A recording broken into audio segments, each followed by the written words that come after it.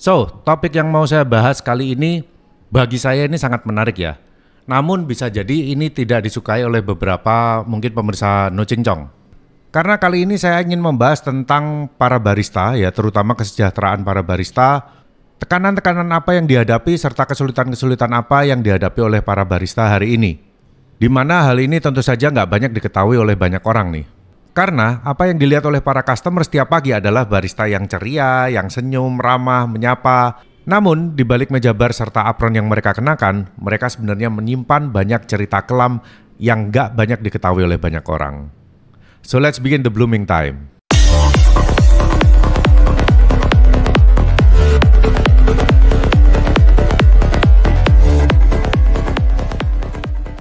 Hari ini profesi barista memang seolah-olah jadi favorit para Gen Z zaman sekarang nih ya. Karena memang untuk menjadi seorang barista tidak memerlukan ijazah yang tinggi-tinggi banget nih, seperti S1 ataupun diploma atau D3. Cukup lulusan SMA udah bisa jadi barista, dan juga bahkan ada beberapa tempat yang masih mau menerima lulusan SMP juga. Namun secara gaji, apakah benar-benar profesi barista ini bisa dianggap menjanjikan? Oke, mari kita bahas satu persatu. Kalau ngomongin gaji barista, tentu saja jumlahnya bisa bervariasi, karena bisa jadi tergantung oleh daerah dan juga skala dari coffee shop-nya juga. Kalau kita mengacu pada artikel di Jobstreet dan juga sertifikasi barista.id, gaji rata-rata barista di Indonesia ada di kisaran 2 juta sampai dengan 4 juta rupiah per bulannya. Dengan estimasi wilayah di Jakarta Barat dan Jakarta Pusat, bahkan bisa mencapai sampai 4 juta rupiah. Itu pun biasanya gaji 3-4 juta ini diberikan kepada barista-barista yang minimal udah punya pengalaman nih. Mungkin bisa 1 tahun, 2 tahun atau lebih. Namun jika benar-benar masih fresh dan juga belum punya skill sama sekali, ini biasanya akan mulai dulu dari waiters nih. Atau mungkin juga di kedai-kedai atau coffee shop manual brew, biasanya mereka masih mau menerima barista-barista yang memang masih fresh. Dan untuk barista yang masih fresh ini biasanya gajinya kisarannya ya berada di bawah 3 juta nih. Itu pun dengan catatan shift-nya panjang, masuk di hari libur, belum lagi tekanan-tekanan dari pelanggan-pelanggan yang biasanya rese. Untung-untung jika naik jadi head bar di kafe-kafe premium di Jakarta, ini bisa mendapatkan gaji antara 6,5 bahkan hingga 10 juta. Namun kalau kita bandingkan dengan UMR DKI Jakarta 2025 sekarang yang berada di kisaran antara 5.200.000, akhirnya banyak barista yang harus struggle dengan kondisi seperti ini. Hidup pas-pasan, buat bayar kosan, buat makan. Bahkan nggak menutup kemungkinan banyak juga barista yang masih digaji di bawah UMR di Jakarta sampai hari ini. Ironisnya, mereka bekerja di coffee shop yang menjual kopi dengan harga 40.000 sampai 60.000 per cup, namun mereka dibayar kurang dari 25.000 per jam. Di era digital ini, tugas barista ini udah makin bertambah. Jadi tugasnya nggak cuma hanya bikin kopi enak. Barista hari ini harus jago multitasking. Nggak cuma hanya hafal SOP, tapi juga harus bisa komunikasi dengan baik, harus bisa entertain pelanggan, bahkan sekarang harus bisa paham algoritma dari sosmed, apalagi buat kafe-kafe kekinian yang aktif banget di TikTok ataupun di Instagram. Namun mungkin ini adalah hal yang nggak diketahui oleh banyak orang. Banyak dari barista ini yang harus menghadapi pelanggan yang baper, toksik di dalam tempat kerja, belum juga pelecehan verbal antara staff dan juga mungkin dari customer juga nih. Apalagi posisi barista hari ini banyak banget diisi oleh kalangan-kalangan dari Gen Z, di mana yang banyak banget dari mereka ini kalau mereka resign dari tempat kerjanya, banyak mereka yang tidak memiliki rencana cadangan mau pindah kemana. Bisa jadi hal seperti ini bikin para barista Gen Z ini nggak cuma hanya kelelahan secara fisik saja, tapi juga beban mental yang numpuk setiap hari. Bisa jadi akhirnya membuat mereka akan berpikir bahwa, wah, kalau gua ngelakuin satu kesalahan kecil aja, wah udah pasti dihujat, disalah-salahin. Kalau apes bisa diviralin di sosmed atau di TikTok. Tapi gua kalau kerjanya bener, produktif, ngasilin omset, buru-buru dapat bonus, kadang dilihat aja juga enggak. Dan yang menarik lagi nih, ketika saya baca artikel di medium.com dan juga survei Jobstreet 2024, ternyata 58% pekerja di bawah 28 tahun dilaporkan mengalami burnout yang signifikan, dan ini jumlahnya jauh lebih besar dibandingkan kelompok umur yang lainnya. Kasus-kasus seperti ini biasanya menimpa banyak usia-usia di paruh baya ya. Namun tren hari ini justru menunjukkan bahwa kelelahan dalam karir ini justru banyak dialami oleh Gen Z. Di mana jauh ketika usia mereka belum mencapai 30-an, mereka udah mengalami kelelahan fisik dan emosional yang luar biasa. Jadi kelelahan dulu yang banyak dialami oleh para manajer senior, orang-orang tua yang lelah bekerja, kini malah menjadi epidemi di kalangan barista di kedai kopi. Namun kenapa hal tersebut bisa menimpa barista Gen Z hari ini?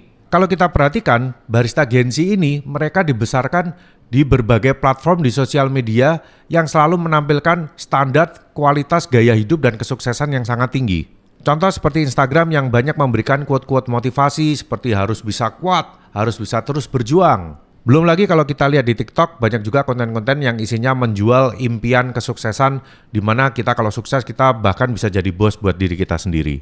Namun ketika kita kembali lagi ke dunia nyata, kita akan ngelihat bahwa wah ternyata yang dijanjikan oleh mereka ini terlalu mahal nih dan kita akan berkaca kehidupan kita akan terlihat jadi lebih berantakan dan hal ini bisa menimbulkan ya jadi lelah banget nih. Jadi menurut saya sebenarnya barista Gen Z ini bukanlah generasi yang lemah. Mereka hanya refleksi dari betapa buruknya sistem kehidupan yang mereka alami hari ini. Serta betapa toksiknya konten-konten dari media sosial yang jelas susah sekali untuk difilter.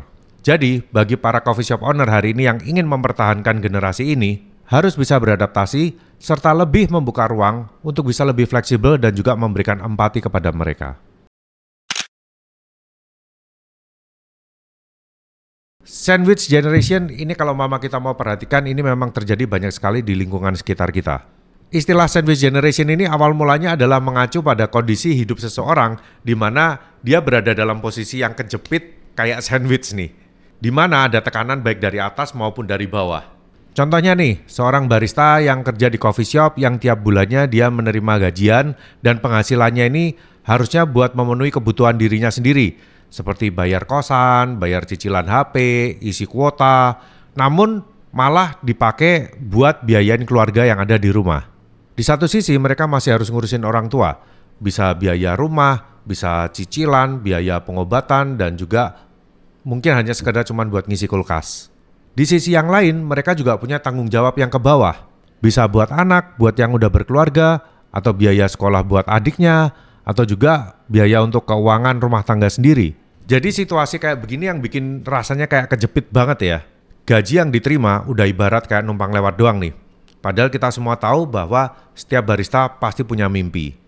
Seperti punya kedai kopi sendiri, ataupun punya roastery, atau pengen jadi konten kreator, jalan-jalan kemana-mana, atau mungkin sekedar jadi konten kreator review produk, dan tentu saja hal seperti ini semuanya butuh biaya. Akhirnya kalau udah bener-bener kejepit, buntu, nggak dapat solusi yang lain, ditambah lagi mental yang belum kuat, bisa jadi mereka akan dengan sangat mudah terjerat oleh lingkaran setan yang kita sebut dengan judol dan juga pinjol.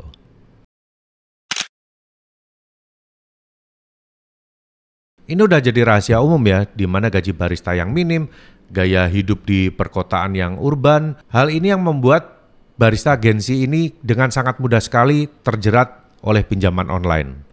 Fitur-fitur seperti pay later, cicilan 0%, pinjaman online ilegal, seolah ini jadi solusi instan buat mereka yang ingin mungkin meningkatkan gaya hidup, bayar cicilan iPhone, atau mungkin renovasi motor, dan lain-lain.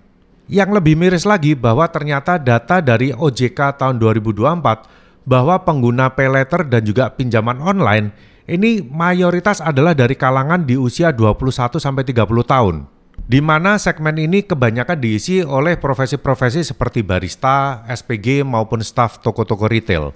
Banyak dari mereka yang awalnya mungkin cuman bolehlah pinjam 1 juta buat beli skincare atau buat cicilan HP atau buat bayar kosan, tapi ujung-ujungnya malah terjebak oleh pinjaman dari bunga yang berbunga dan terus berbunga.